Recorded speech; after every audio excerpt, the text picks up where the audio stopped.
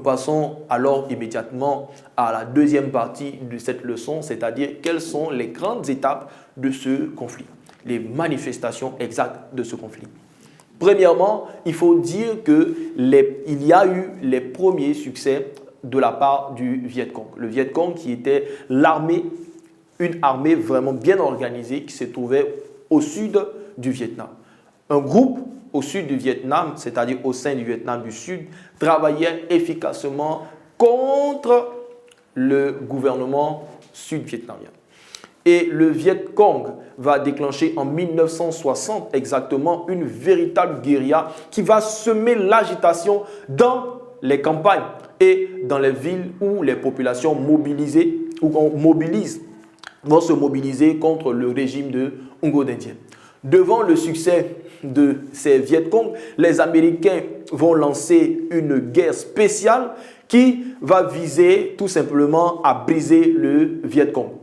Nous sommes autour de novembre 1963 et Ngo Dinh Diem est renversé et assassiné par une junte militaire nationaliste qui a été dirigée par les généraux Qui et Thieu, soutenus par les Américains, puisque Ngo Dinh Diem était considéré comme moins malléable par les Américains. Donc, ils vont rapidement le remplacer. Et au sud, sur le terrain, le Viet Cong va voler de victoire en victoire entre 1960 et 1964, ce qui va pousser les Américains à s'impliquer davantage d'ailleurs dans le conflit.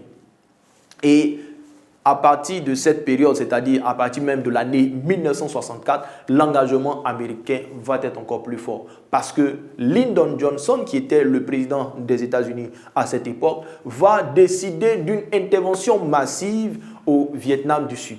Ce qui va se traduire tout simplement par le fait qu'il y avait en 1964 environ 24 000 conseillers militaires dans ces différentes bases militaires qui vont grandir, le nombre va grandir et ça va passer de 24 000 conseillers en 1964 à 542 000 soldats en février 1969 et qui vont appuyer environ 800 000 soldats sud-vietnamiens. On voit ici que la guerre et l'engagement des Américains va changer le climat dans cette partie du Vietnam.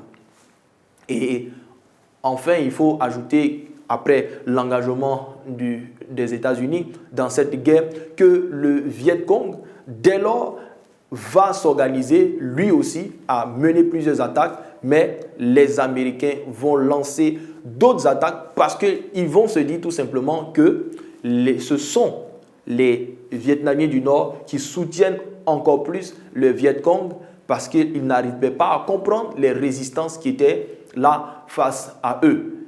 Et cela va se traduire par un bombardement intensif du Vietnam du Nord par les bombes B-52. Alors, si les Américains qui sont au sud du Vietnam bombardent, alors le Vietnam du Nord, qui lui est soutenu par les soviétiques, c'est-à-dire ou encore par les communistes, c'est-à-dire la Chine et l'URSS, on va voir que là, le combat ou encore la guerre va s'internationaliser. On voit alors l'internationalisation du conflit. Soutenu par la Chine et l'URSS, le Vietnam du Nord va alors lui aussi décider tout simplement de réunifier le Vietnam par la guerre. Et cela va se traduire tout simplement par le soutien du Laos et du Cambodge. Et cela va se faire exactement le 31 janvier 1968, où l'ensemble de ces soutiens avec le Vietnam du Nord vont réussir à mener une véritable offensive qu'on va appeler l'offensive du Tet. L'offensive du Tet, le 31 janvier 1968, qui va véritablement déstabiliser l'armée américaine et même les Vietnamiens du Sud parce qu'il y a eu après cette offensive de grands ou encore de nombreux morts au sein du groupe des Américains ou au sein de l'armée vietnamienne du Sud. Et cette guerre va avoir une autre tournure puisque l'opinion internationale, c'est connu avec l'ONU, l'opinion internationale avec l'ONU, la France et bien d'autres personnages vont voir et commencer à dénoncer l'attitude des Américains ou encore l'engagement des Américains dans cette guerre. En 1968, alors en novembre 1968, Johnson va ordonner alors l'arrêt des hostilités contre le Vietnam du Nord.